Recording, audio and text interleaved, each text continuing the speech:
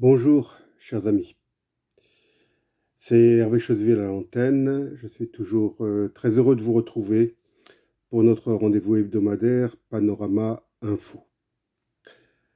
Régulièrement, une île de l'océan Indien, que certains ont qualifiée de Lampedusa française, revient à la une de l'actualité, avec chaque fois des reportages sur une situation toujours plus catastrophique. Je veux parler de Mayotte.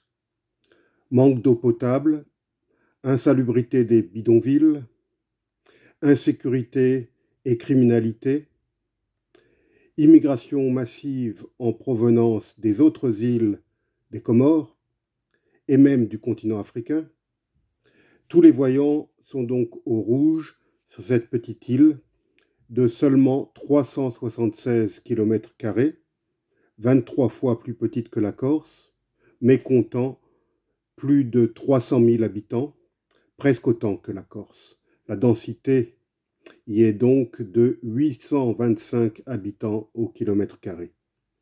Le ministre de l'Intérieur vient d'y effectuer une énième et très médiatisée visite de seulement 24 heures. Il en a profité pour y faire une annonce sensationnelle, susceptible, à l'en croire, de résoudre tous les problèmes du moment. Le droit du sol va y être supprimé pour y être remplacé par le droit du sang. En France, depuis l'Ancien Régime, c'est le droit du sol qui prime, contrairement à d'autres pays européens.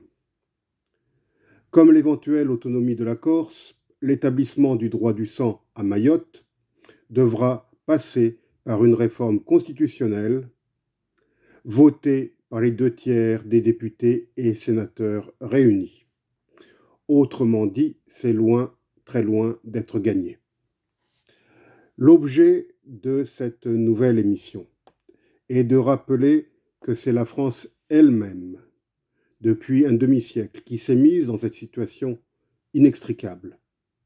Le problème de Mayotte résulte de décisions absurdes prises dans les années 70, dont les Mahorais et la France payent aujourd'hui le prix.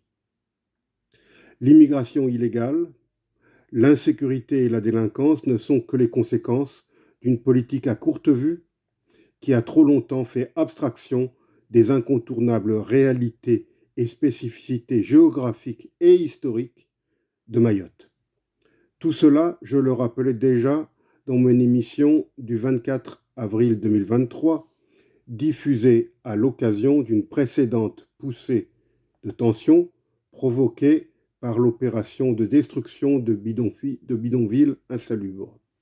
Alors plutôt que de répéter avec d'autres mots ce que j'avais déjà dit à l'époque, je vous propose de réécouter cette émission qui est toujours malheureusement d'une brûlante actualité. À bientôt.